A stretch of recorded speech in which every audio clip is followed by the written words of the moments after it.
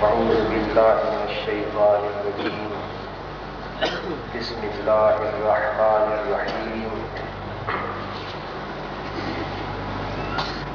وما كان لمؤمن أن يقتل مؤمنا إلا خطأ ومن قتل مؤمنا خطأ فتحرير رقبة مؤمنة ودية مسلمة إلى أهله صدق الله مولانا العظيم.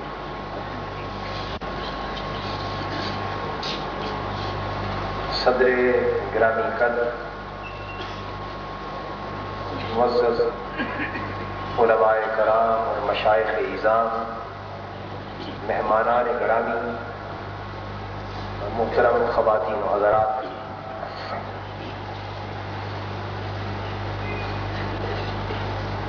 قبل اس کے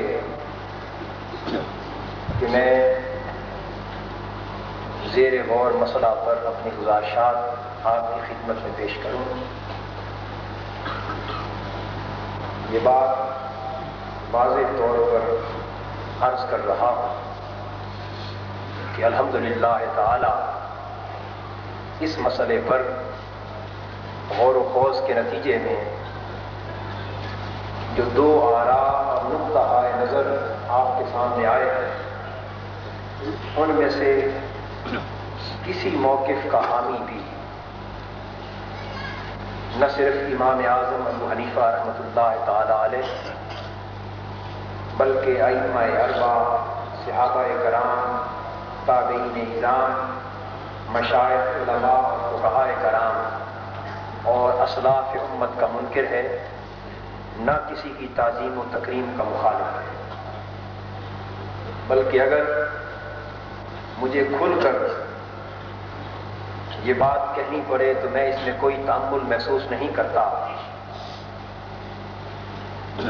کہ ہم سب جتنے بھی یہاں موجود ہیں سارے، اور میں اپنی نسبت بھی اسی طرح بشمول دیگر بزرگوں کے عرض کر رہا ہوں کہ ہم سیدنا امام اعظم ابو حنیفہ رحمۃ اللہ علیہ کے مقلد، ان کے ادنا غلام، ان کے معمولی سے خادم اور ان کے خرمن علم و فیضان کے ادنا سے خوشہ چین ہے۔ امام اعظم ابو حنیفہ رحمۃ اللہ علیہ کے قدموں کی دھول بھی اگر ہمیں آنکھ کا سرما بنانے کو مل جائے تو ہماری دنیا اور آخرت کی سعادت اسی لیے ہے۔ اور یہ بھی عرض کر دوں کہ اگر ہم میں سے کوئی شخص یہ گمان کرتا ہے یا کبھی بھی کرے کہ وہ کسی بھی علمی مسئلے پر سوچتے ہوئے امام اعظم ابو حنیفہ رحمۃ اللہ علیہ، امام مالک، امام شافعی اور امام احمد رحمہ اللہ تعالی میں سے کسی کا معاذ اللہ استغفر اللہ ہم اللہ ہو گیا یا ان کا مقابل ہو گیا، یا کوئی یہ گمان کرے کہ وہ علمی اعتبار سے ان میں سے کسی کو چیلنج کر سکتا ہے، تو اس سے بڑھ کر دنیا اور آخرت میں کوئی بدبخت اور گمراہ شخص نہیں ہوگا۔ امت مسلمہ پر یہ انہی ائمہ کا بہت بڑا احسان ہے کہ نبی پاک صلی اللہ تعالی علیہ وآلہ وسلم کا دین ان کی وساطت سے نسل بعد نسل ہم تک پہنچا، اور اگر ہم میں سے کوئی بھی ان کے احسان کا انکار کرنا چاہے تو اس سے بڑھ کر احسان فراموش اور حضور کی امت کا مبغوض اور محروم شخص اور کوئی نہیں۔ لہذا مسئلہ امام اعظم ابو حنیفہ رحمۃ اللہ علیہ یا ائمہ کرام سے اختلاف کا نہیں ہے، بلکہ طے یوں کرنا ہے کہ کسی بھی علمی مسئلے پر سوچتے وقت امام اعظم ابو حنیفہ رحمۃ اللہ علیہ اور دیگر ائمہ فقہ نے کیا طریقہ کار اپنایا ہے۔ ہم چونکہ امام اعظم اور دیگر اکابر ائمہ کی پیروی کرنے والے ہیں، ان کے مقلدین ہیں، اور ان کے وضع کیا ہوا طریقہ اور ان کے نقش قدم پر چلنے والے ہیں، اور ان کے نقش قدم پر چلنے کا معنی یہ نہیں کہ ہم صرف عقیدت پر مبنی نعرے ہی بلند کرتے رہیں، بلکہ اس کا معنی یہ ہے کہ شریعت کے مسائل پر غور و خوض کرنے کے لیے جو طریقہ امام اعظم ابو حنیفہ رحمۃ اللہ علیہ نے وضع فرمایا شریعت کے مسئلے پر سوچ بچار کے لیے، جو راستہ امام اعظم رحمۃ اللہ علیہ نے ہم کو عطا کیا، اگر ہم اسی راستے پر چل رہے ہیں تو پھر ہم امام اعظم رحمۃ اللہ تعالی علیہ کے پیروکار ہیں، اور اگر امام اعظم رحمۃ اللہ علیہ کے بتائے ہوئے طریقے سے ہم رہے ہیں تو پھر حقیقت کے ہزاروں نعروں کے باوجود ہم پھر حقیقت امام اعظم کے پیروکار نہیں رہ سکتے۔ تو آئیے،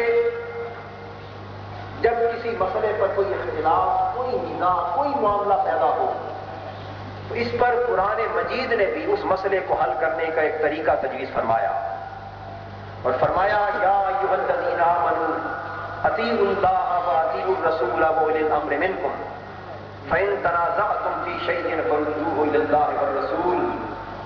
ایمان والو، اللہ کی اطاعت کرو، یعنی قرآن کے حکم کو ہر حال میں حجت مانو، رسول پاک صلی اللہ تعالی علیہ وآلہ وسلم کی اطاعت کرو، یعنی حضور کے حکم اور حضور سے صادر شدہ فیصلے کو ہر حال میں حجت مانو، اور اللہ اور اللہ کے رسول کے تابع جو اولی الامر ہیں، جو تمہارے حکام ہیں، جو تمہارے ائمہ ہیں، فقہا ہیں، ان کی بھی پیروی کرو۔ اور اس کے بعد امت مسلمہ کو یہ بتایا کہ کسی مسئلے پر سوچتے وقت اللہ اور اللہ کے رسول نے اختلاف امتی رحمت، کہ میری امت کا اختلاف رحمت ہے، یہ اجازت دے کر یہ حق دیا اگر کسی مسئلے پر تمہارے مابین اختلاف ہو جائے، نزاع ہو جائے، کوئی مسئلہ تمہارے درمیان الجھ جائے تو پھر کیا کرو کہ اس مسئلے کے آخری حل قرآن میں موجود ہے، لیکن یہ ممکن ہے کہ میں دیکھوں تو مجھے نظر نہ آئے، کوئی اور دیکھے تو اسے نظر آ جائے۔ تو فرمایا فَإِن لَمْ تَجِدْ، اگر تو قرآن میں اس مسئلے کا حل نہ پائے تو پھر کیا کرے گا؟ عرض کیا بسنت رسول اللہ صلی اللہ علیہ وسلم، تو آتا قرآن کے بعد پھر میں اپنے رسول صلی اللہ علیہ وآلہ وسلم کی مبارک سنت سے تلاش کروں۔ حضور نے پوچھا فَإِن لَمْ تَجِدْ فِيهِمَا، اگر تو قرآن اور سنت دونوں میں حل نہ پائے تو پھر کیا کرے گا؟ آپ نے فرمایا ثُمَّ اجْتَهِدْ بِرَأْيِهِ، اگر مسئلے کا حل قرآن سے بھی نہ ہو، مسئلے کا حل حضور کی سنت اور حدیث سے بھی نہ ہو، تو پھر میں اپنی رائے سے اجتہاد کروں۔ حضرت معاذ بن جبل رضی اللہ تعالی عنہ کا یہ فرمانا تھا کہ محبوب کبریا کے چہرے پر مسکراہٹ مچل گئی، حضور خوش ہو گئے اور تھپکی دیتے ہوئے فرمایا کہ بس میں دین کا یہی فہم اپنی امت کو، اپنے غلاموں کو، اپنے مکتب کے برگزیدہ شاگردوں کو منتقل کرنا چاہتا تھا جو منتقل ہو گیا۔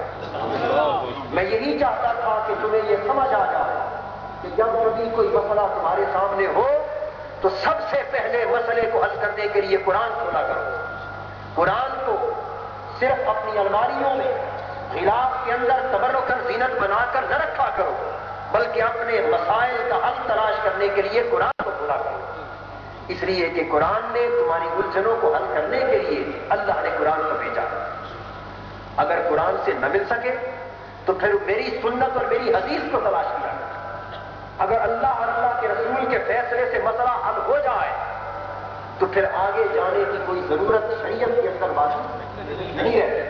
اگر قرآن بھی خاموش ہے، نبی اکرم صلی اللہ تعالی علیہ وآلہ وسلم کی سنت بھی خاموش ہے، حل نہ قرآن سے ملے نہ سنت رسول سے ملے، تو پھر اس کے بعد تیسرا درجہ اجماع کا آتا ہے، جس اجماع کی ہم بات کر رہے ہیں۔ اگر قرآن بھی خاموش ہے، سنت رسول بھی خاموش ہو تو پھر اجماع کی ضرورت پڑتی ہے، اور اجماع کے بعد ایک درجہ نجی اجتہاد کا، جو خواہ بصورت قیاس ہو، بصورت استحسان ہو، بصورت مصلحت یعنی مصالح مرسلہ ہو، بصورت استصحاب ہو، بصورت استدلال ہو، بصورت عرف ہو، بصورت ضرورت ہو، جس صورت میں بھی نجی اجتہاد ہو پھر اس کی طرف داخل ہوا کرو۔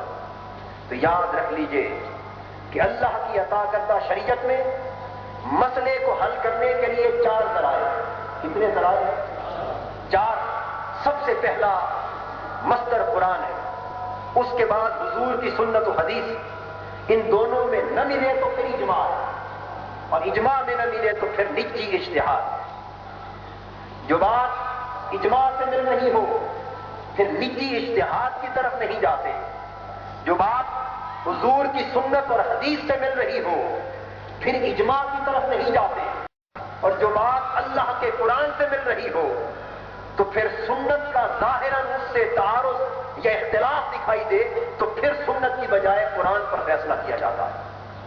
یہ وہ شریعت کا واضح طور پر بیان کردہ اصول ہے جس کو امام اعظم رحمۃ اللہ علیہ نے بیان فرمایا، اور اسی طریقہ استدلال کو امام اعظم نے اپنا مذہب قرار دیا۔ اس کو امام مالک نے بیان فرمایا، اس کو امام شافعی نے بیان فرمایا، اور تھوڑے سے اصولی تغیر کے ساتھ اس کو امام احمد بن حنبل نے بیان فرمایا، اور تھوڑے سے اصولی تغیر کے ساتھ کہ اجماع اہل مدینہ کا ہے یا باقیوں کا بھی ہے، یہ امام مالک نے اپنا۔ حاضرین محترم، میں نے ابتدا میں قرآن اور حضور کی حدیث پیش کی کہ مسئلے کو حل کس طرح کیا جائے۔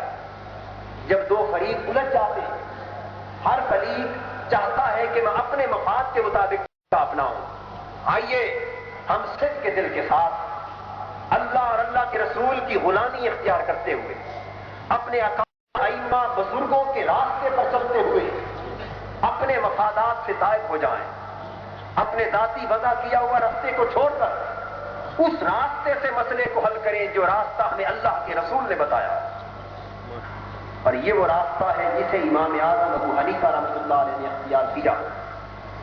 کتاب کا نام ہے الانتقاء، صفحہ 143، دوسری کتاب محاضرات فی تاریخ التشریع فی الاسلام، صفحہ 42 پر امام اعظم ابو حنیفہ رحمۃ اللہ علیہ کا مذہب بیان ہوا ہے۔ جب مسئلہ قرآن میں بھی نہ ملے، مسئلہ حضور کی سنت میں بھی نہ ملے، تو پھر میں صحابہ کے اقوال کی طرف جاتا ہوں۔ تو امام اعظم رحمۃ اللہ علیہ کا مذہب اور ان کا طریقہ استدلال آپ نے سماعت فرما لیا۔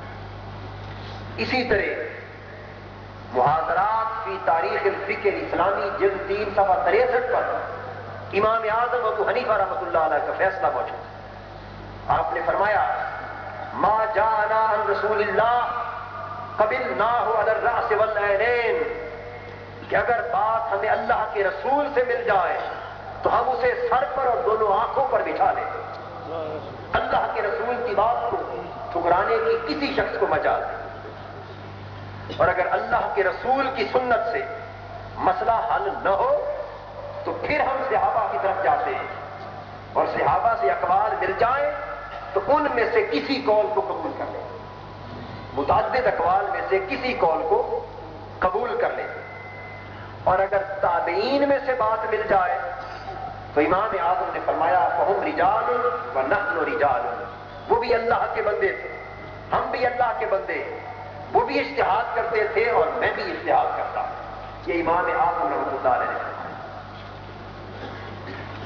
یہاں امام اعظم رحمۃ اللہ علیہ کا مذہب بیان کرتے ہوئے یہ بھی غرض واضح کر دو کہ امام اعظم رحمۃ اللہ علیہ اجتہاد کرتے تھے، فتویٰ دیتے تھے، لیکن تمام تر اجتہادات کے باوجود امام اعظم کا یہ قطعی فیصلہ تھا کہ اذا صح الحدیث فہو مذہبی، کہ اگر حضور کی کوئی حدیث صحیح طور پر ثابت ہو جائے تو لوگوں جو کچھ میں کہہ چکا ہوں اسے چھوڑتے ہوئے میرے آقا کی حدیث پر ایمان لے آؤ۔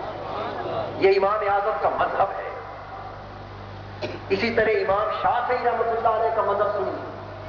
امام شافعی نے فرمایا لوگوں میں فتوے دیتا ہوں، اجتہاد کرتا ہوں، لیکن میں اپنے آقا دو جہاں کی حدیث کا تابع ہوں۔ اگر میں کوئی فتویٰ کہہ دوں اور حضور صلی اللہ علیہ وآلہ وسلم کی حدیث میرے فتوے سے مختلف تمہیں مل جائے، خواہ میری زندگی میں مل جائے خواہ میرے مرنے کے بعد مل جائے، امام شافعی نے فرمایا کہ میں اپنے فتوے سے طائب ہوں، میرا مذہب وہی سمجھنا جو میرے آقا کی حدیث سے ثابت ہے۔ یہ امام شافعی رحمۃ اللہ علیہ کا مذہب ہے۔ امام مالک رحمۃ اللہ علیہ، ایک شخص امام مالک رحمۃ اللہ علیہ سے طلاق کے بارے میں ایک مسئلہ دریافت کرتا ہے. الاحکام صفحہ 880 امام ابن حزم نقل کرتے ہیں. طلاق کے بارے میں ایک شخص نے امام مالک سے مسئلہ پوچھا.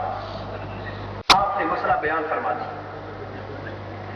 تھوڑی دیر میں آپ نے دیکھا قریب اشہب نامی شخص آپ کا ایک شاگرد بیٹھا. اس نے امام مالک کے مسئلے کو لکھ لیا. امام مالک نے دیکھا کہ جب اس نے میرے مسئلے کو لکھ لیا ہے تو آپ نے فوراً فرمایا کہ اس لکھے ہوئے کو مٹا دے. کیوں؟ آگے امام مالک رحمۃ اللہ علیہ فرماتے اس لیے مٹانے کی بات کہہ رہا ہوں کہ تم لوگ اس طرح کی سوچ والے ہو گئے ہو کہ جب ہم اپنی زبان سے کوئی بات کہتے اور میں اپنی زبان سے کوئی فتویٰ یا کوئی قول دیتا تو جعلتموہ قرآنا، تم اسے میرا قول نہیں بلکہ قرآن کے مقام پر لا کر کھڑا کر دیتے. عین ممکن ہے کہ کل کو میری رائے بدل جائے اور میری رائے بدل جائے تو تم یہی کہتے پھرو گے کہ امام مالک کا یہی فتویٰ تھا، امام مالک کا یہی قول تھا، حالانکہ میری رائے بدل چکی ہوگی جس کا لوگوں کو معلوم نہ ہو. حاضرین محترم، ان طویلی کلمات کے عرض کرنے کا مقصد یہ تھا کہ امام اعظم ابو حنیفہ رحمۃ اللہ علیہ، امام مالک اور امام شافعی، امام احمد بن حنبل اور تمام اکابر ائمہ کا یہ مذہب ہے جس پر پوری امت مجتمع ہے کہ قرآن کا بدل حضور کی حدیث نہیں ہوتی، حضور کی حدیث کا بدل اجماع نہیں ہوتا اور اجماع کا بدل ایک شخص کا قیاس نہیں. یہ ایک ترتیب ہے جو شریعت نے دلائل کے لیے وضع فرما دی. امام اعظم رحمۃ اللہ علیہ کے ان حوالہ جات کے بعد اب میں یہ عرض کر دوں، اس موضوع پر جتنا کچھ بھی میں عرض کروں گا وہ امام اعظم رحمۃ اللہ علیہ کے مذہب کے اصولوں کے مطابق، امام مالک کے مذہب کے اصولوں کے مطابق اور ائمہ کے وضع کردہ نقش قدم پر چلتے ہوئے رستے ہیں. سب سے پہلے ہم مسئلے کو سمجھنے کے لیے اس نقطے کی طرف آئیں جس پر بہت کچھ کہا گیا اور وہ یہ ہے کہ دیت کیا ہے. اس کی وضاحت تو مولانا سید محمد متین ہاشمی صاحب نے کر دی.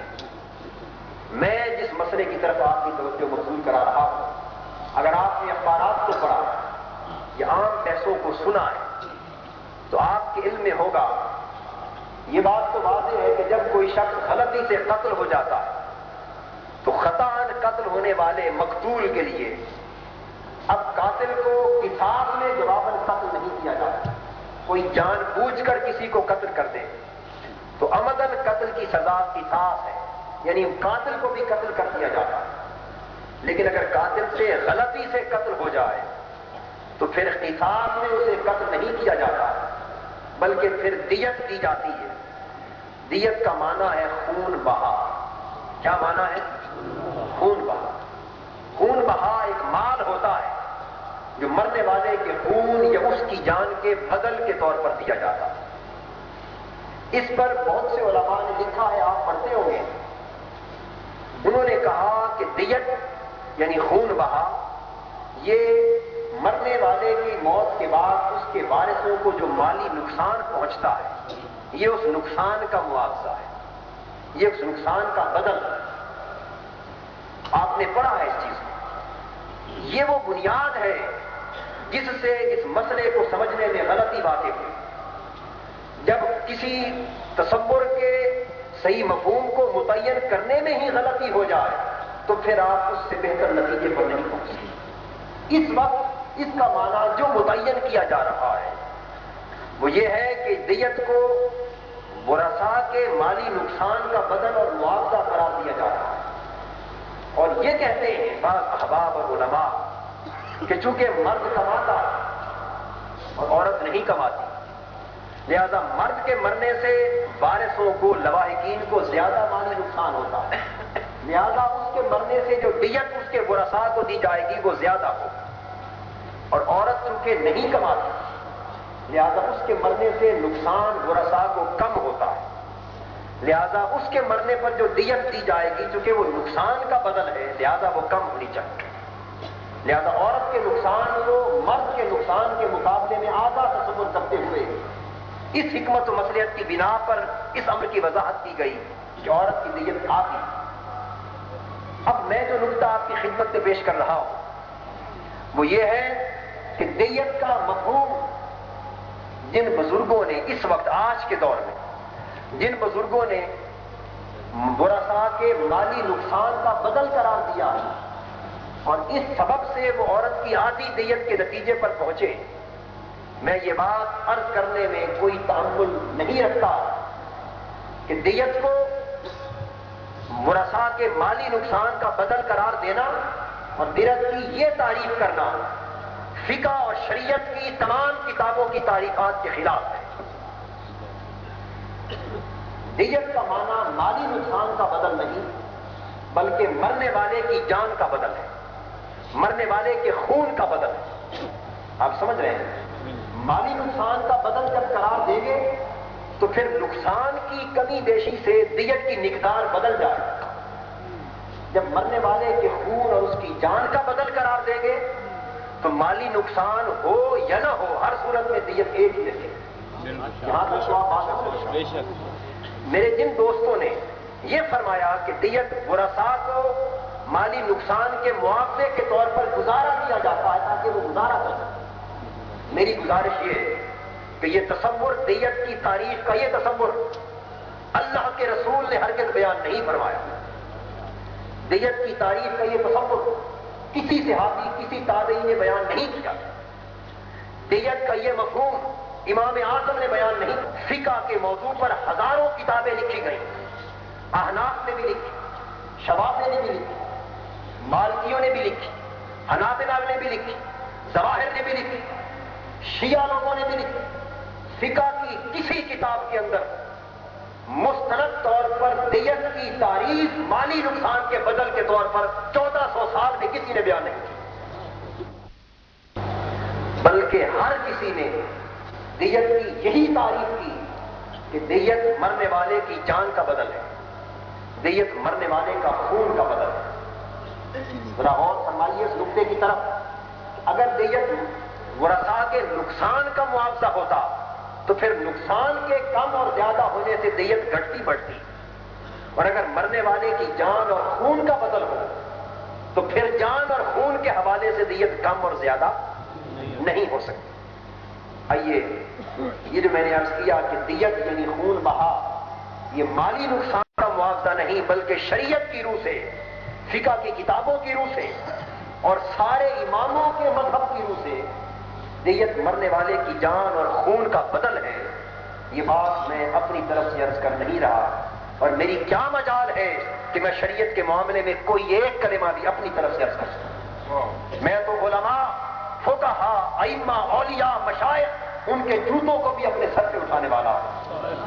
اللہ پاک کی قسم، ہم زندگی بھر کبھی تصور ہی نہیں کر سکتے کہ ائمہ اربعہ کا مقام تو بہت بلند ہے، ارے جنہوں نے ان کے جوڑے سیدھے کیے ہیں وہ بھی ہمارے لیے جزء ایمان،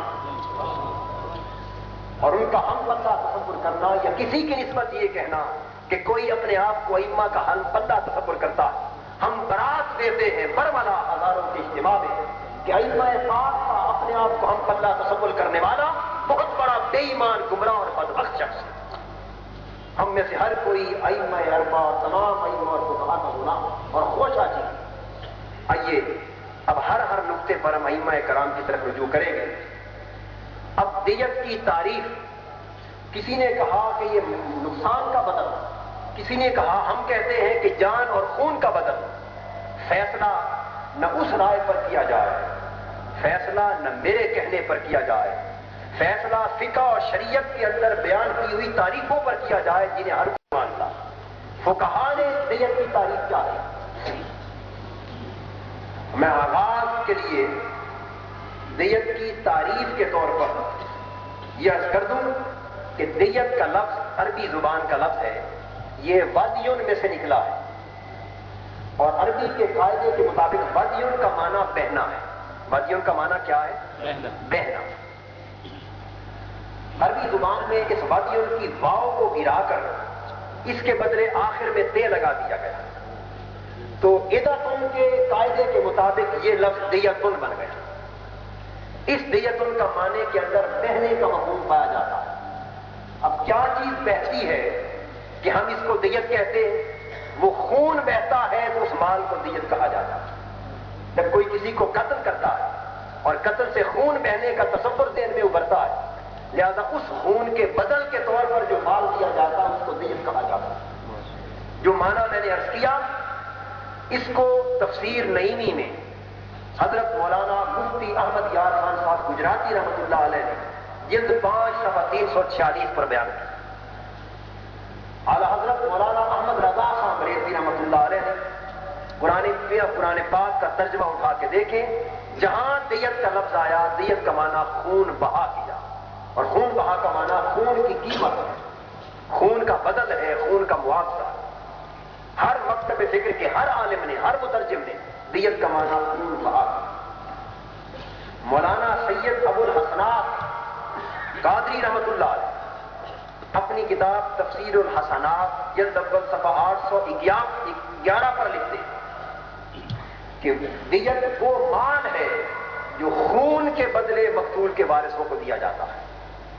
تو دیت کو خون کا بدل، وہ مال جو خون کے بدلے دیا جاتا ہے۔ یہ تو میں نے موجودہ دور کے کچھ اکابر علماء کی دیت کے معنی پر آراء بیان کی، لیکن آئیے میں آپ کو اصل حوالوں سے عرض کرتا ہوں۔ اسی طرح تنویر الابصار ہماری فقہ حنفی کی کتاب رد المحتاج کا متن جلد 5 صفحہ 368 پر فرمایا گیا، الدیۃ فی الشرع اسم المال الذی هو بدل النفس، کہ شریعت کے اندر دیت اس مال کو کہتے ہیں جو جان کا بدل۔ آپ میرے کلمات کو سنتے جائیے اور خود فیصلہ فرماتے جائیے کہ کیا کسی فقی اور کسی امام نے دیت کی تعریف کے اندر یہ کہا کہ دیت نقصان کا بدل؟ اخباروں میں بڑی تفصیل کے ساتھ اس پر لکھا جا رہا ہے کہ دیت جان کا بدل نہیں بلکہ مالی نقصان کا بدل ہے۔ فتح القدیر احناف کی امام اعظم کے مذہب کی بڑی کتاب جلد 9 صفحہ 204۔ اب میں صرف حوالے گن رہا ہوں اور ہر کتاب کے اندر وہی کلمات جو عرض کر چکا ہوں کہ دیت جان کا بدل ہے وہی درج ہے۔ حاشیہ کتاب الحجہ جلد 4 صفحہ 255، وہاں بھی فرمایا دیت اسم المال الذی یجب ضمانا بدل النفس، کہ دیت اس مال کا نام ہے جو جان کے بدلے کے طور پر جرمانے کی صورت میں ادا کیا جاتا ہے۔ وارثوں کے نقصان کا بدل نہیں بلکہ مرنے والے کی جان کا بدل اور جرمانے کے طور پر دیا جاتا ہے۔ اب آئیے امام ابو بکر جساس رحمۃ اللہ علیہ جو حنفیوں کے بہت بڑے امام، اپنی کتاب احکام القرآن جلد 2 صفحہ 237 پر لکھتے ہیں، الدیۃ قیمت النفس، کہ دیت جان کی قیمت۔ ملا علی قاری نے مرکات جلد 4 صفحہ 20 پر یہی معنی بیان کیا۔ اسی طرح امام فخر الدین رازی نے تفسیر کبیر جلد 10 صفحہ 234 پر یہی معنی بیان کیا۔ امام حقی نے روح البیان جلد 5 صفحہ 259 پر یہی معنی بیان کیا۔ اور آگے آئیے شیخ ابو زہرا الجریمہ والعقوبہ کتاب صفحہ 636 پر کہتے ہیں، الدیۃ ہی القصاص فی المعنی دون الصورت۔ انہوں نے تو مسئلے کو اس سرے سے حل کر دیا۔ وہ کہتے ہیں کہ دیت مانوی طور پر قصاص ہی کا نام ہے، صورت مختلف ہے کہ قصاص میں جان کے بدلے جان کو قتل کیا جاتا ہے اور دیت میں جان کے بدلے مال دیا جاتا ہے، ورنہ حکم کے اعتبار سے قصاص اور دیت میں کوئی فرق نہیں۔ حکم کے اعتبار سے قصاص اور دیت میں کوئی فرق نہیں۔ تو جب قصاص اور دیت میں حکمن کوئی فرق نہیں تو سن لیجئے کہ قصاص کا حکم یہ ہے کہ مرد قتل ہو جائے، عورت قاتل ہو تو مرد کے قصاص میں عورت کو قتل کیا جاتا ہے، عورت قتل ہو جائے مرد قاتل ہو تو عورت کے بدلے مرد کو قتل کیا جاتا ہے۔ قصاص کے اعتبار سے مرد اور عورت میں کوئی رائے برابر فرق نہیں ہے۔ تو جب قصاص میں مرد اور عورت نے کوئی فرق روا نہیں رکھا تو دیت الدیۃ ہی القصاص فی المعنی، دیت بھی مانوی اور حکمن قصاص ہی کا نام ہے۔ تو پھر دیت کے اعتبار سے بھی مرد اور عورت میں اس کی تعریف کا تقاضا یہ ہوگا کہ کوئی پرواہ نہ رکھا جائے۔ علامہ رشید رضا المنار جلد 5 صفحہ 332 پر یہ کہتے ہیں کہ دیت وہ مال ہے جو مرنے والے کے خون کے بدل پر دیا جاتا ہے۔ اب تک جو تعریفیں میں نے عرض کی ان میں الفاظ تھے کہ دیت جان کا بدل ہے۔ اب جو تعریفات عرض کر رہا ہوں ان کے الفاظ ہیں کہ دیت خون کا بدل۔ امام شمس الائمہ سرخسی مقصود میں جلد 27 صفحہ 63 پر لکھتے کہ حالت خطا میں کوئی مر جائے تو شریعت نے دیت کے طور پر جو مال واجب کیا ہے وہ صرف اس لیے کیا ہے تاکہ اس جان کی عزت کو سلامت رکھا جا سکے، غلطی سے بھی کوئی کسی کی جان کو قتل نہ کر بیٹھے۔ انہوں نے فرمایا کہ دیت جان کی عزت کے تحفظ کی خاطر خون کے بدلے کا مال۔ فقہ السنہ جلد 2 صفحہ 512 پر کہا گیا کہ هذه العقوبۃ المالیۃ انما اوجبها الاسلام فی القتل، واجب کیا ہے اس مال کو دیت کہتے ہیں۔ آپ نے دیکھا کہ اب تک کسی تاریخ کے اندر دیت کو جان کا نقصان، مالی نقصان کا بدل قرار نہیں دیا گیا۔ نیل المرام سید صدیق الحسن قنوجی وہ لکھتے ہیں الدیت ضمان الدم، کہ دیت خون کا جرمانہ ہے۔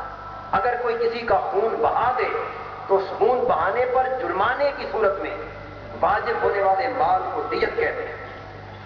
شیخ محمد علی الصابونی روائع البیان جلد اول صفحہ 492 پر لکھتے ہیں الدیت ما تعطی عوضا عن دم القتیل الی ولیہ، کہ مقتول کے خون کے معاوضے پر جو مال دیا جاتا ہے، خون کے بدل کے طور پر دیے جانے والے مال کو دیت کہتے ہیں۔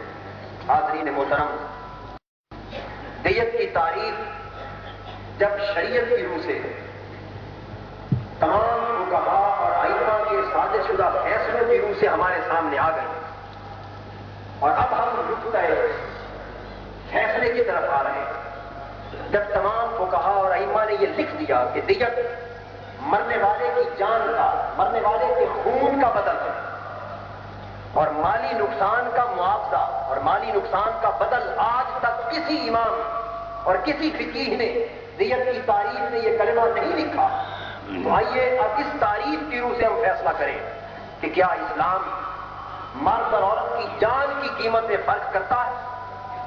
کیا اسلام مرد اور عورت کے خون کی قیمت میں کوئی فرق کرتا ہے؟ جب شریعت نے دیت کو مرنے والے کا خون کا بدل قرار دے دیا تو آئیے اب ہم اس بنیاد پر نبی اکرم صلی اللہ تعالی علیہ وآلہ وسلم سے سوال کریں، حضور سے پوچھیں کہ آقا دو جہاں، آپ کی امت کے لوگوں کے خون کی قیمت میں کیا فرق ہے یا نہیں ہے؟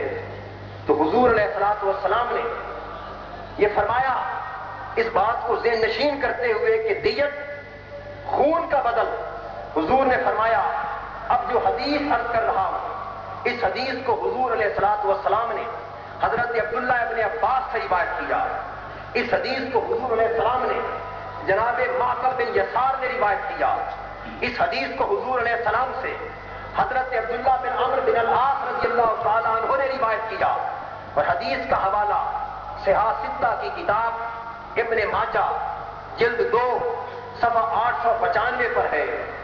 اس حدیث کو حضرت علی شیر خدا نے روایت کیا، اور حوالہ صحاح ستہ کی کتاب ابو داؤد جلد 2 صفحہ 267 پر ہے۔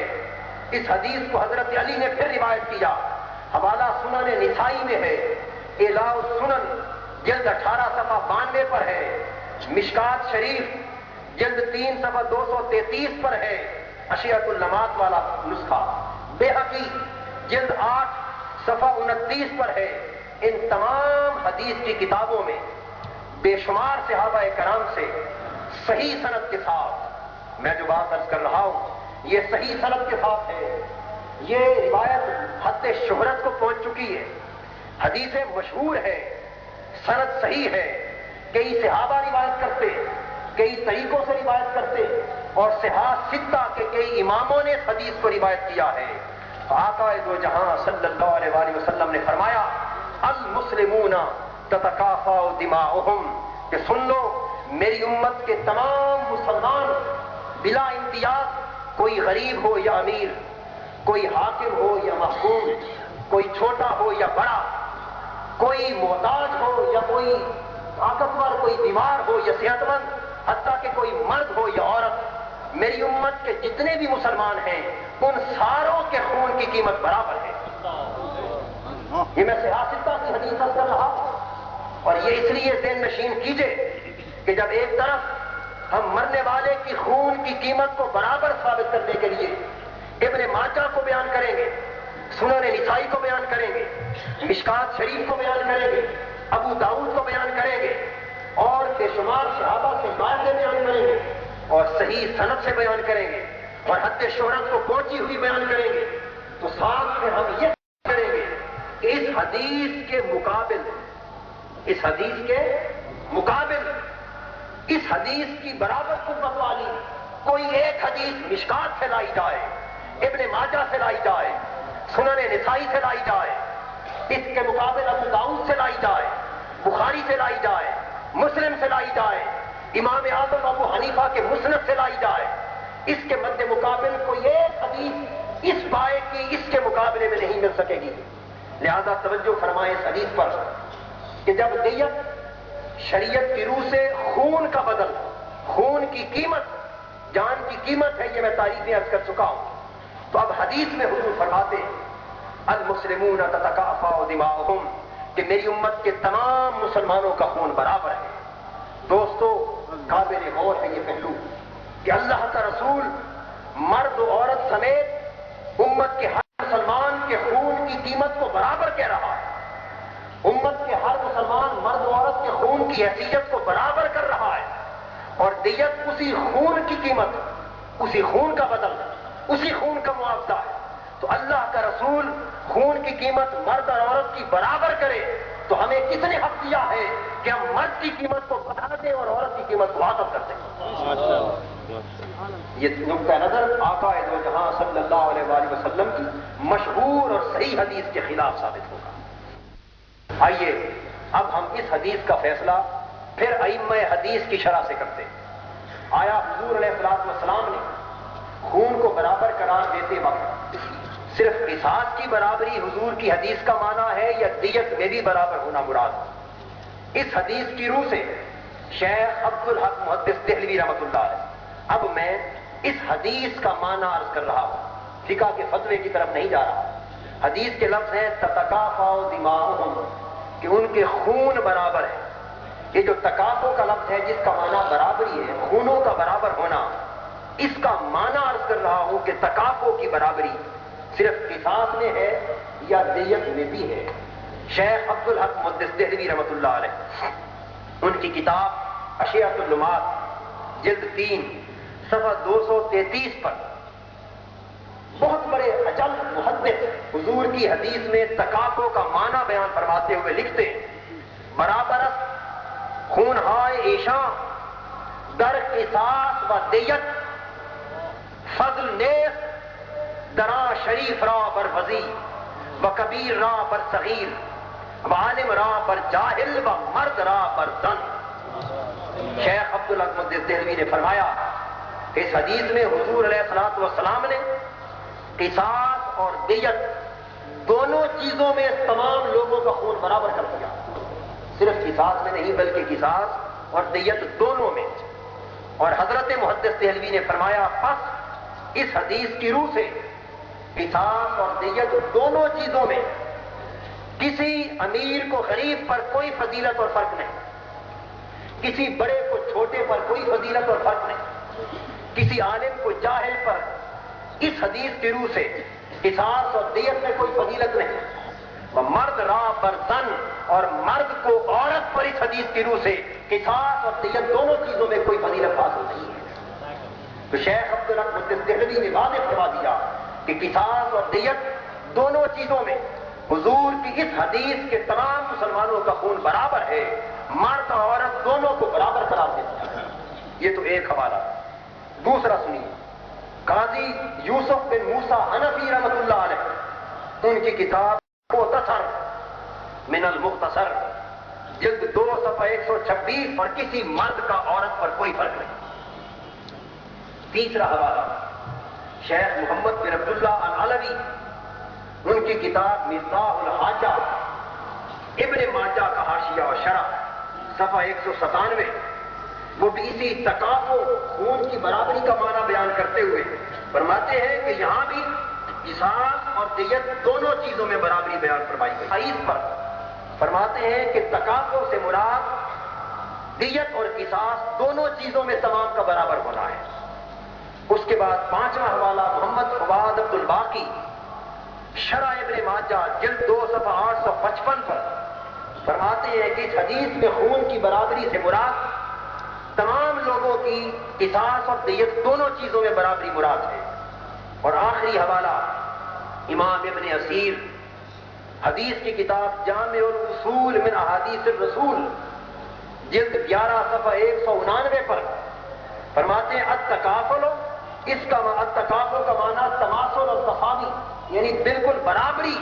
اور فرمایا اراد انہم یتصافون بالقصاص والدیات لا فضل فیہا لشریف علی فضی ولا کبیر علی صغیر ولا ذکر علی انثی. وہ کہتے ہیں کہ حضور علیہ السلام نے فرمایا کہ قصاص اور دیت دونوں چیزوں میں سارے برابر ہیں، کسی بڑے کو چھوٹے پر کوئی فضیلت اور فرق نہیں، کسی امیر کو غریب پر نہیں اور کسی مرد کو عورت پر فضیلت نہیں.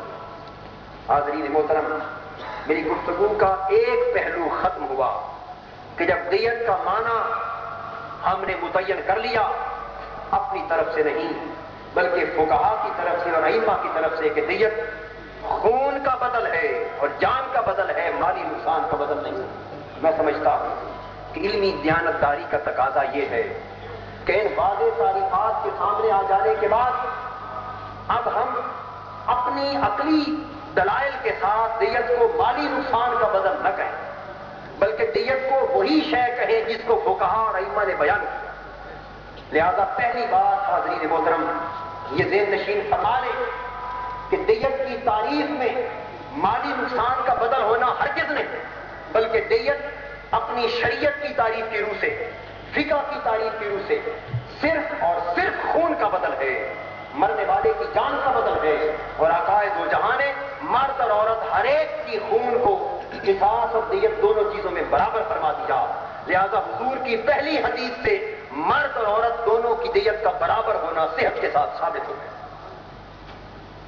اس کے بعد آئیے جس طرح میں نے ترتیب عرض کی تھی کہ پہلے قرآن ہے پھر حضور کی حدیث. یہ حدیث تو میں نے اس لیے بیان کر دی کیونکہ اس کا تعلق دیت کی تعریف کے ساتھ، دیت کی تعریف کے ساتھ، اس لیے میں نے بیان کر دی. لیکن میں اپنے دلائل کو قرآن سے عرض کر رہا تھا. آئیے سب سے پہلے یہ تصور دیا جاتا ہے کہ قرآن مجید میں دیت کی مقدار کا کہ دیت کتنی ہے اور کتنی نہیں اس کا کوئی تصور موجود نہیں. یہ سب سے پہلے یہ تصور دیا جاتا ہے. اس سلسلے میں میں یہ عرض کر دوں کہ قرآن مجید خود دیت کی مقدار کا فیصلہ کرتا ہے. قرآن مجید خود دیت کی مقدار کا فیصلہ کرتا ہے. آئیے سب سے پہلے قرآن مجید کی آیت کو دیکھیں. آیت میں یہ الفاظ ہیں من قتل مؤمنا خطأ، کہ جو شخص کسی مومن کو غلطی سے قتل کرتا. یہاں قتل ہونے والے کے لیے قرآن نے کیا لفظ استعمال فرمایا بتائیے؟ مومن. اس کے لیے فرمایا کہ کوئی غلطی سے مومن کو قتل کر دے تو اس کی دیت اس کے ورثاء کے سپرد کی جائے، غلام اور باندی کو آزاد کیا جائے اور جو دیت ہے وہ اس کے ورثاء کے سپرد کی جائے. اب قرآن مجید نے دیت دینے کا حکم دیا کس کے لیے؟ کہ جو کوئی مومن قتل ہو جائے. اب سب سے پہلے ہم قرآن سے پوچھتے قرآن سے کہ قرآن جب مومن کہتا ہے تو کیا مومن سے مراد صرف مرد لیتا ہے یا عورت کو بھی لیتا ہے؟ آیتیں بے شمار ہیں، بے شمار آیتیں میرے پاس موجود ہیں لیکن میں صرف 2 یا 3 عرض کرتا ہوں بات کو سمجھانے کے لیے، باقی چھوڑ دیتا ہوں. قرآن پاک نے فرمایا من عمل صالحا من ذکر او انثى وهو مؤمن فلنحيينه، کہ جو کوئی نیک عمل کرے خواہ وہ مرد ہو یا عورت بشرطے کہ مومن ہو. مومنہ نہیں کہا بلکہ کیا کہا؟ مومن ہو، خواہ مرد ہو یا عورت، اور مرد اور عورت دونوں کے لیے قرآن نے کیا لفظ استعمال کیا؟ مومن. دوسری آیت یہ سورہ نحل میں تھا. اب دوسری آیت سورہ نساء میں قرآن پاک نے کہا وَمَن يَعْمَلْ مِنَ الصَّالِحَاتِ مِنْ ذَكَرٍ أَوْ أُنثَىٰ وَهُوَ مُؤْمِنٌ فَأُولَٰئِكَ يَدْخُلُونَ الْجَنَّةَ کہ جو کوئی نیک عمل کرے خواہ مرد ہو یا عورت ہو بشرطے کہ وہ مومن ہو تو اسے جنت میں داخل کیا جائے گا. تو قرآن نے مرد اور عورت دونوں کو مومن کہا یا نہ کہا؟ بتائیے. کہا. قرآن مجید نے کہا وَهُوَ الَّذِي خَلَقَكُمْ فَمِنْكُمْ كَافِرٌ وَمِنْكُمْ مُؤْمِنٌ کہ اللہ نے تمہیں پیدا کیا تم میں سے کچھ کافر ہیں اور تم میں سے کچھ مومن. تو ایمان لانے والی اگر عورت تو وہ مومن میں شامل ہوئی یا نہ ہوئی؟ قرآن مجید کی 20 آیتیں یہ واضح طور پر بیان کرتی کہ جب مطلقاً کلمہ عام کے طور پر لفظ مومن آئے گا تو اس مومن سے مراد بیک وقت مرد بھی ہوگا اور عورت بھی. گویا قرآن مجید کی اب آیت کو سمجھیں, قرآن کو سمجھنے کی کوشش کیجیے. اب کہا جا رہا ہے من قتل مومنا. اب قرآن کا ترجمہ کر رہا ہوں. جب مومن کا معنی واضح ہو چکا تو اب معنی یہ ہوا کہ جو کوئی کسی مومن خواہ مرد کو یا عورت, جو کوئی کسی مومن کو خواہ مرد کو خواہ عورت کو غلطی سے قتل کر دے تو اس کی دیت اس کے ورثاء کو ادا کر. قرآن مجید نے اس قتل کے معاملے میں, قتل خطا کے معاملے میں 3 سزائیں بیان کی. کتنی سزائیں؟ ایک سزا بیان کی کہ غلام یا لونڈی کو آزاد کیا جائے. سنیے ذرا. دوسری سزا بیان کی کہ ورثاء کو دیت سپرد کی جائے. تیسری سزا بیان کی اگر ان کی طاقت نہ ہو تو پھر قاتل 2 مہینے کے مسلسل روزے رکھے. 2 مہینے کے مسلسل روزے رکھے. ایک ہی واقعہ ہے قتل خطا, خواہ مرد قتل ہو خواہ عورت. اور سزائیں کتنی بیان کی ہیں قرآن پاک نے؟ 3. غلام آزاد کرنا اگر استطاعت ہو, 60 روزے رکھنا یکے بعد دیگرے, اور دیت ورثاء کو دینا. 3 سزائیں ادا کی. اس قرآن مجید کے آیت کریمہ کے حکم پر کی روشنی میں میرا پہلا سوال یہ, ذرا غور سے سن لیجئے اہل علم موجود. پہلا سوال یہ کہ مرد قتل ہو جائے یا عورت قتل ہو جائے, دونوں صورتوں میں غلام یا باندی آزاد کرنے کی سزا برابر ہے. مرد قتل ہو تب بھی وہی سزا ہے غلام اور باندی آزاد کرنے کی, عورت قتل ہو تب بھی وہی سزا ہے, کوئی فرق نہیں رکھا گیا.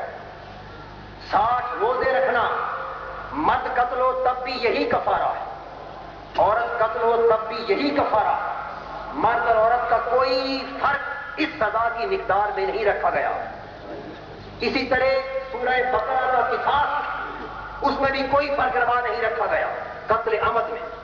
اور بدلے صلحوں میں بھی جس شرط پر رضامندی ہو جائے مرد اور عورت کا کوئی فرق روا نہیں رکھا گیا. لیکن ہم سر دست قتل خطا کی 3 سزاؤں کو لے رہے ہیں. میرا سوال یہ ہے اہل علم حضرات غور فرمائیں کہ جب قرآن قتل خطا پر مرد اور عورت دونوں کی سزا غلام اور باندی کے آزاد کرنے کی بھی برابر کرتا ہے, 60 روزے مسلسل رکھنے کی بھی برابر کرتا ہے, تو کیا وجہ ہے کہ 3 سزاؤں میں سے 2 سزائیں دونوں صورتوں میں برابر ہوں اور دیت کی سزا کو عورت کے لیے عطا کر دیا جائے؟ اس عطا کرنے کے لیے ہمیں خود قرآن سے دلیل لانا ہوگی. اگر تو دیت کی سزا عورت کے لیے آتی, عورت کے قتل ہونے پر آتی, تو پھر اس بنیاد پر عورت قتل ہو تو روزے کا کفارہ بھی آدھا ہونا چاہیے کہ عورت قتل ہو تو قاتل 30 دنوں کے روزے رکھے, اور اگر مرد قتل ہو تو 60 دنوں کے روزے رکھے. اگر اللہ پاک نے روزوں کے کفارے کی سزا میں بھی برابر رکھا, غلام باندی کی آزادی کی سزا میں بھی برابر رکھا, تو قرآن کا یہ اسلوب تینوں سزاؤں کو بیک وقت ایک ہی انداز کے ساتھ بیان کرنا اس بات پر دلالت کرتا ہے کہ پھر تیسری سزا دیت میں بھی مرد اور عورت برابر ہو. اگر آپ کے ذہن میں یہ سوال آئے کہ یہ استدلال میرا اپنا وضع کرتا ہے, میں نے اپنے طور پر ایک قیاسی دلیل عرض کی ہے, تو نہیں, اس خیال کو ذہن میں نہ لائیے. یہ جو دلیل میں عرض کر رہا ہوں کہ اگر کفارے کی سزا برابر ہے تو دیت بھی برابر ہوگی, اور اگر کفارے کی سزا برابر نہیں تو دیت بھی کم ہوگی۔ میری پہلی دلیل امام اعظم ابو حنیفہ رحمۃ اللہ علیہ نے بیان فرمائی۔ امام جلال الدین سیوطی ان کی کتاب الاکلیل فی استنباط التنزیل صفحہ 79 پر امام جلال الدین سیوطی فرماتے ہیں کہ امام اعظم ابو حنیفہ رحمۃ اللہ علیہ سے پوچھا گیا کہ آپ فرماتے ہیں کہ غیر مسلم جو ذمہ ہوتا ہے یہودی یا عیسائی اس کی دیت بھی اتنی ہی ہے، وہ مر جائے تو اس کی دیت بھی اتنی ہے جتنی مسلمان کی۔ یہ سوال کیا گیا کن سے؟ امام اعظم رحمۃ اللہ علیہ سے۔ تو آپ کے پاس دلیل کیا ہے؟ یہودی اور عیسائی کی دیت بھی وہی جو مسلم کی، دلیل کیا ہے؟ اس پر امام اعظم رحمۃ اللہ علیہ نے جواب دیا، فرمایا کہ دلیل ہمارے پاس اور میرے پاس برابر قرار دینے کی یہ ہے کہ مسلمان اور ذمہ دونوں کی سزائیں قرآن پاک نے اکٹھی دو بیان کی۔ ایک یہ کہ وہ دیت ورثاء کے سپرد کی جائے اور دوسری یہ کہ 60 دنوں کے مسلسل روزے رکھے جائیں۔ امام اعظم نے فرمایا کہ جب 60 روزے رکھنے کی سزا مسلمان مرے تب بھی وہی ہے، یہودی اور عیسائی مرے تب بھی وہی ہے، تو جب روزوں کی سزا میں کمی غیر مسلم کے لیے نہیں کی جاتی تو دیت کی سزا میں کس طرح کمی کی جا سکتی؟ تو امام اعظم رحمۃ اللہ علیہ نے کفارے کی سزا کی برابری کی بنا پر دیت کی سزا کی بھی برابری کا اصول بیان فرمایا۔ حاضرین محترم، اس سے یہ نقطہ ثابت ہو گیا کہ یہی قرآن کی آیت ہے، یہی مرد و عورت کا بھی عموم میں ذکر ہے، یہی کافر اور مسلم کا بھی عموم میں ذکر ہے۔ اسی آیت کا ایک ہی لفظ ہے فدیۃ مسلمۃ الی اہلہ، دوسرے لفظ استعمال نہیں ہوئے۔ ایک ہی آیت، ایک ہی انداز، ایک ہی سزائیں، ایک ہی حکم، ایک ہی قرآن۔ جب کفارے کی برابری کی بنا پر دیت مسلم اور غیر مسلم کی برابر ہے تو یہی اسی بنیاد پر کفارے کی بنا پر برابری کی بنا پر مرد اور عورت مومن کی سزا بھی برابر ہو۔ یہ دلیل پہلی تھی جس کو میں نے امام اعظم ابو حنیفہ رحمۃ اللہ علیہ کے اس استدلال سے اخذ کیا۔ اب اسی دلیل کو کفارہ اگر برابر ہے دونوں کے لیے تو دیت بھی برابر ہوگی، اس کو امام مالک رحمۃ اللہ علیہ نے بھی لیا۔ مالک کی فقہ کی کتاب المنتقی جلد 7 صفحہ 107، اس کے مصنف ہیں امام ابو الولید باجی رحمۃ اللہ علیہ۔ وہ فرماتے ہیں کہ ہمارا یعنی امام اعظم اور امام مالک کا مذہب یہ ہے کہ کوئی شخص اگر حرم مکہ میں بھی قتل ہو جائے تو پھر بھی دیت وہی 100 اونٹ ہوگی۔ مکے کے حرم میں بھی قتل ہو تو دیت بڑھائی نہیں جائے۔ بعض دوسرے امام کہتے ہیں کہ حرم مکہ میں قتل ہو تو دیت پھر بڑھا دی جاتی ہے۔ امام مالک کی دلیل بیان کی جا رہی، وہ کہتے ہیں کہ نہیں بڑھائی جائے گی بلکہ وہی رہے گی۔ فرماتے ہیں دلیل یہ کہ دیت کو قتل کے ضمن میں جان کا بدلہ قرار دیا گیا ہے تو قرآن نے عموماً فرمایا ہے عام حکم کے طور پر کہ جو بھی قتل ہو جائے، خواہ مکہ میں قتل ہو یا مکہ سے باہر قتل ہو، دونوں صورتوں میں سزا دیت اور کفارہ ہے۔ وہ فرماتے ہیں کہ جب مکہ میں قتل ہو جائے تو تب بھی کفارہ وہی ہے 60 روزوں کا، وہ بڑھایا نہیں جاتا، اور مکہ سے باہر قتل ہو جائے تو پھر بھی کفارہ وہی ہے۔ جب حرم مکہ میں قتل ہونے سے کفارہ نہیں بڑھایا جاتا تو پھر کفارے کی برابری کی بنا پر دیت کو بھی نہیں بڑھایا جا سکتا۔ حاضرین محترم، تو پہلی دلیل قرآن مجید کی دلیل کی بنا پر یہ واضح ہو گیا کہ چونکہ قرآن مجید نے مرد و عورت دونوں کے لیے غلام اور باندی کا آزاد کرنا بھی برابر سزا دی، 60 روزے رکھنے کی سزا بھی برابر تجویز کی، اور دیت کو بھی برابر طور پر بیان کیا، کوئی فرق مرد کے لیے جدا اور عورت کے لیے جدا نہیں رکھا۔ تو قرآن کی دلیل سب سے پہلی یہ ہوئی کہ جب تک قرآن خود فرق نہ کرے مرد اور عورت کی دیت کی سزا میں، اس وقت تک دونوں کی سزا کو برابر تصور کیا جائے گا۔ اس کے بعد اب یہاں دوسری بات جو عرض کرنا چاہتا ہوں، بڑی بنیادی اور آپ حضرات کے سمجھنے کے قابل ہے، بہت قابل غور ہے۔ سوال یہ پیدا ہوتا ہے کہ قرآن مجید نے دیت کو 100 اونٹ کیوں نہیں کہا؟ کیا عرض کر رہا ہوں؟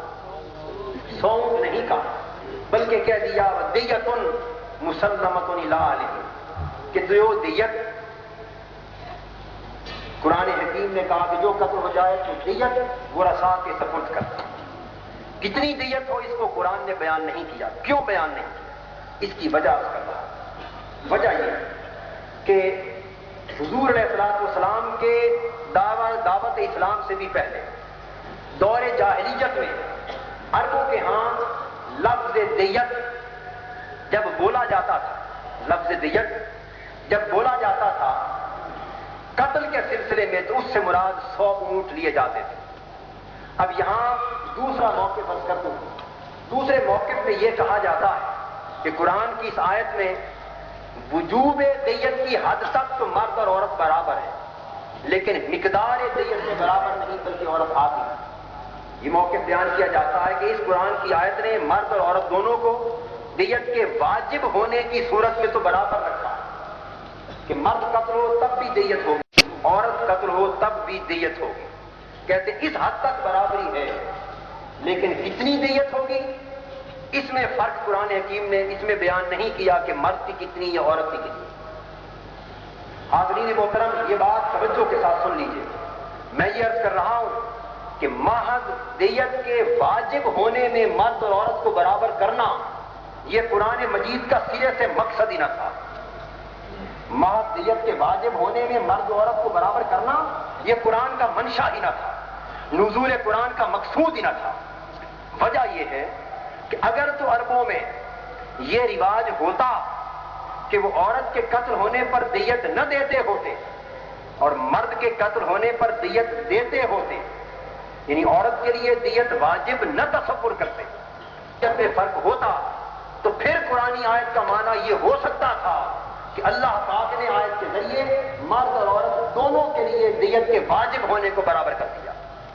لیکن میں جو گزارش کرنا چاہتا ہوں اور بڑی بنیادی نقطے کی بات عرض کر رہا ہوں وہ یہ ہے کہ دور جاہلیت میں جب قرآن اترا اس وقت مرد قتل ہوتا تب بھی دیت دی جاتی تھی، عورت قتل ہوتی تب بھی دیت دی جاتی تھی. تو دیت کے محض واجب ہونے میں عربوں میں کوئی فرق نہ تھا. کیا عرض کر رہا ہوں؟ قتل پر دیت کے محض واجب ہونے میں مرد اور عورت کا کوئی فرق نہ تھا. تو جب عورت کی دیت کا کافر لوگ سرے سے انکار ہی نہیں کرتے تھے تو قرآن مجید کو پھر کیا ضرورت تھی کہ وہ عورت کی دیت کو واجب قرار دیتا؟ واجب تو اس شے کو قرار دیا جاتا ہے جس کا پہلے انکار کیا جاتا. اگر ہم تاریخ عرب کا جائزہ لیں تو پتہ چلتا ہے کہ دیت عورت کے لیے بھی مانتے تھے، دیت مرد کے لیے بھی مانتے تھے، دونوں کے لیے وجوب کی حضرت برابری مانتے تھے، اور جو فرق کرتے تھے فرق صرف مقدار کا کرتے تھے. عورت قتل ہوتی، مرد قتل ہوتا تو دیت پوری دی جاتی، اور عورت قتل ہوتی تو اس کو آدھی ذلیل مخلوق تصور کرتے ہوئے دیت آدھی دی جاتی. عورت کی دیت کی مقدار آدھی کرتے، مرد کی دیت کی مقدار مکمل کرتے. لیکن دونوں صورتوں میں دیت دیتے ضرور تھے، عورت کی بھی دیتے تھے مرد کی بھی دیتے تھے، لیکن مقداراً عورت کی آدھی کرتے تھے اور مرد کی مکمل کرتے تھے. قرآن آیا، اس نے عرب کے دور جاہلیت کے غلط تصورات کی اصلاح کرنا چاہا. وہ فرق جو عورت کو زندہ دفن کر دینے کا تھا، جو عورت کو وراثت سے محروم کر دینے کا تھا، جو عورت کو نچلے درجے کی ذلیل مخلوق تصور کرنے سے متعلق تھا. عورت پیدا ہوتی تو عربوں کے چہرے پر سیاہی چھا جاتی. یہ جو عورت کو انہوں نے اس طرح کا نچلی مخلوق تصور کر رکھا تھا، اسی وجہ سے اس کے خون کو بھی آدھا سمجھتے. مرد قتل ہوتا تو پوری دیت دیتے، عورت قتل ہوتی تو آدھی دیت دیتے. اسلام نے آ کر قرآن مجید کی آیت کریمہ کے ذریعے دیت کے واجب ہونے کو فرق کو نہیں مٹانا تھا، کیونکہ وجوب کا فرق موجود ہی نہیں تھا. قرآن نے دیتن مسلمتن الی علیہ کہہ کر جو فرق مٹایا وہ فرق ہی صرف مقدار دیت کا تھا. قرآن نے کہا کہ لوگوں سنو، مرد قتل ہوتا ہے تو تم پوری دیت دیتے ہو، عورت قتل ہوتی ہے تو اس کی مقدار آدھی کر دیتے ہو. سنو، ہم یہ حکم دیتے ہیں کہ کوئی مومن قتل ہو جائے، خواہ مرد ہو یا عورت ہو، دیت مسلمۃ الی علیہ، اس کے ورثاء کو ایک ہی دیت دیا کرو. جو دیت مرد کے لیے دیتے ہو وہی دیت عورت کے لیے دیا کرو.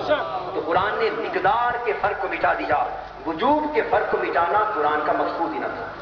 اب دیکھیے اس کا حوالہ جو میں نے حوالہ دیا کہ دور جاہلیت کے عرب عورت کی دیت کو آدھی اور مرد کی دیت کو پورا کرتے تھے.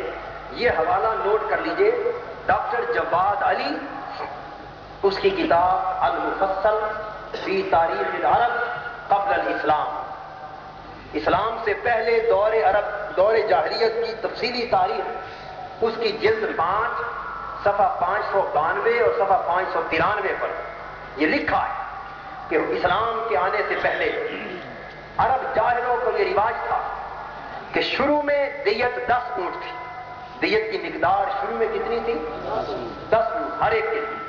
تو وہ کیا کرتے کہ 10 اونٹ دیت کی مقدار تھی، امیر مر جاتا تو اس کی مقدار دیت 10 اونٹوں سے بڑھا دیتے، 15-20 اونٹ دیت دیتے، اور بڑا مرتا تو اور بڑھا دیتے، بڑے قبیلے کا آدمی مرتا تو دیت زیادہ اونٹ دیتے، چھوٹے قبیلے کا آدمی قتل ہوتا تو دیت تھوڑی دیتے، حتیٰ کہ بڑوں کے لیے بڑھاتے بڑھاتے اگر کوئی بادشاہ قتل ہو جاتا تو اس کی دیت کی مقدار 1000 اونٹ مقرر کرتے تھے۔ 10 اونٹ عام مقدار تھی اور بڑوں کے لیے بڑھا بڑھا کر 1000 اونٹ تک لے جاتے، اور کوئی غریب قتل ہوتا تو 10 اونٹوں سے بھی گھٹا دیتے، کوئی چھوٹے قبیلے کا آدمی مرتا تو دیت کم کر دیتے، یہاں تک کہ عورت قتل کی جاتی تو اس کی دیت 5 اونٹ کر دیتے، عورت کی 10 سے گھٹا کر 5 کرتے، امیر کی بڑھاتے اور بادشاہ کی 1000 تک کرتے۔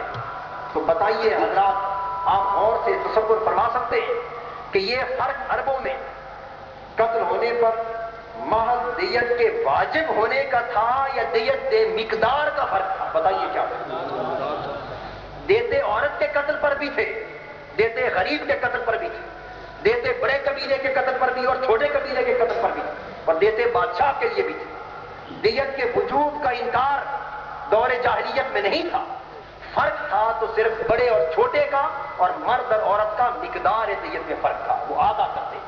جب یہ بات ثابت ہو گئی تو اسلام نے آ کر کہا من قتل مؤمنا خطأ، دیکھو کوئی امیر ہے تو وہ بھی مومن، کوئی غریب ہے وہ بھی مومن، کوئی بادشاہ ہے وہ بھی مومن، کوئی محکوم ہے وہ بھی مومن، مرد ہے تو وہ بھی مومن، عورت ہے تو وہ بھی مومن، جو کوئی مومن قتل ہو جائے ہر ایک کو دیتن، ایک ہی دیت دیا کرو، بادشاہ مرے اس کو بھی وہی دیت دو۔ اب پھر آگے چلتے حضور کے دادا حضرت عبد المطلب نے 10 دیت کی مقدار کو مجموعی طور پر بڑھا کر 100 اونٹ کر دی۔ اب عربوں کا رواج ہو گیا کہ جو کوئی قتل ہوتا تو دیت قتل ہونے پر کیا ہوتی؟ 100 اونٹ۔ تو جب کبھی کسی کے قتل پر دیت کی بات کی جاتی تو لفظ دیت کا معنی ہی 100 اونٹ لیا جاتا تھا۔ کیا لیا جاتا تھا؟ لفظ دیت کا معنی ہی 100 اونٹ لیا جاتا تھا۔ آپ قابل غور ہے قرآن حکیم کا کہنا کہ دیتن مسلمۃ الی علیہ، جو احباب یہ کہتے ہیں کہ قرآن نے دیت کا لفظ بولا ہے، 100 اونٹوں کی مقدار بیان نہیں کی، یہ تصور غلط ہے۔ دیتن کے لفظ کے اندر خود 100 اونٹوں کا معنی موجود ہے۔ قرآن کا کہنا کہ دیتن کے دیت دو، اس دیت کے لفظ کے اندر خود 100 اونٹوں کا معنی موجود ہے۔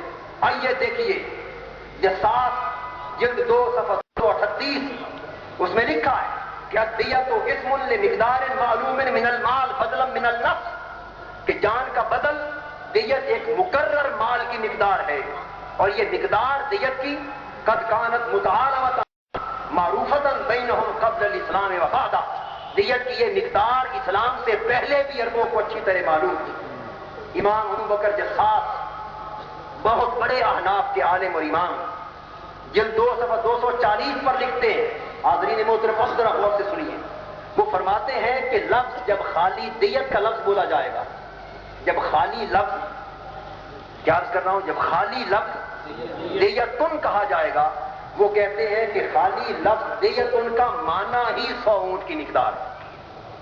قتل نفس کے بعد میں، قتل کے ضمن میں جب دیتن کہا جائے تو اس سے مراد ہی 100 اونٹ۔ آئیے انہوں نے کہا کہ ان الدیت اسم المقدار من المال بدلا من نفس الحر کانت معلومۃ المقدار عندهم وهي 100 من الابل، کہ سنو دیت بدلے نفس کے طور پر معین اور مقرر مقدار کو کہتے ہیں، اور عربوں کے اندر قتل کے معاملے میں لفظ دیت کا معنی ہی 100 اونٹ جانا جاتا تھا۔ جب دیت کا لفظ بولا جاتا تو دیت سے مراد 100 اونٹ لیے جاتے تھے. اور آگے فرماتے ہیں متا ادرکت کان من مفہوم اللفظ ھذا القدر، کہ جب خالی لفظ دیت بولا جائے گا تو کہتے ہیں کہ دیت کے لفظ سے مراد ہی 100 اونٹ لیے جائیں گے. 100 اونٹ سے کم ایک اونٹ کو بھی قتل کے اوپر دیت کا لفظ نہیں بولا جا سکتا. یہی معنی عبد القادر اودا نے التشریع الجنائی کے اندر بیان کیا کہ جب خالی لفظ دیتن بولا جائے تو دیتن کا معنی ہی عربوں کے ہاں 100 اونٹ لیے جاتے تھے. اسی کو سید السابق نے بیان کیا. حاضرین، اب میں مثال دے کر آپ سے سوال کرتا ہوں کہ آپ کسی سکول میں پڑھتے ہو اور اس سکول کے قانون میں اگر یہ لکھا ہوا ہو اور سکول والے جانتے ہو کہ ہمارے ہاں جرمانے کا معنی 100 روپیہ ہے، یعنی جرمانہ یہ قانون ہو کہ جب ہم جرمانے کا لفظ بولیں گے تو اس سے مراد کیا ہوگا؟ 100 روپیہ. یہ استاد، طالب علم، شاگرد، عملہ ہر کوئی جانتا ہو، یہ قانون اور طے شدہ رواج ہو کہ جرمانہ جب لفظ بولا جائے تو جرمانے سے مراد 100 روپیہ. جب یہ چیز اچھی طرح جانی پہچانی جاتی ہو تو اب دیکھیے، استاد اگر کلاس میں یہ کہے کہ جو کوئی شرارت کرے گا اس کو جرمانہ لگایا جائے. اب میں قرآن مجید کی اس آیت کا ترجمہ مفہوم بالکل ایک مثال کے ذریعے سمجھا رہا ہوں، ہر شخص کو سمجھ آ جائے.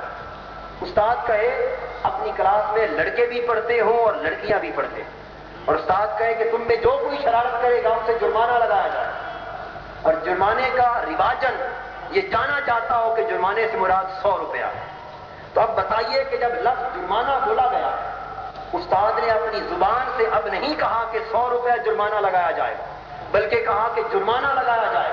اب جرمانہ لفظ بولنے سے از خود 100 روپے کا جرمانہ مراد ہوگا یا نہ ہوگا؟ بتائیے نا، ہوگا یا نہ ہوگا؟ 100 روپے کا ہی جرمانہ مراد ہوگا. کیوں کہ یہاں جرمانے کا رواج ہی یہ ہے کہ 100 روپے ہوتا ہے. اور دوسری بات، لڑکے اور لڑکیاں دونوں پڑھتے ہیں.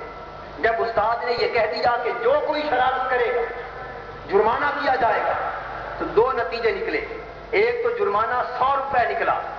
کیا عورتیں یہ کہہ سکتی ہیں کہ یہ جو استاد نے کہا ہے اس میں ہم داخل نہیں، صرف لڑکے داخل؟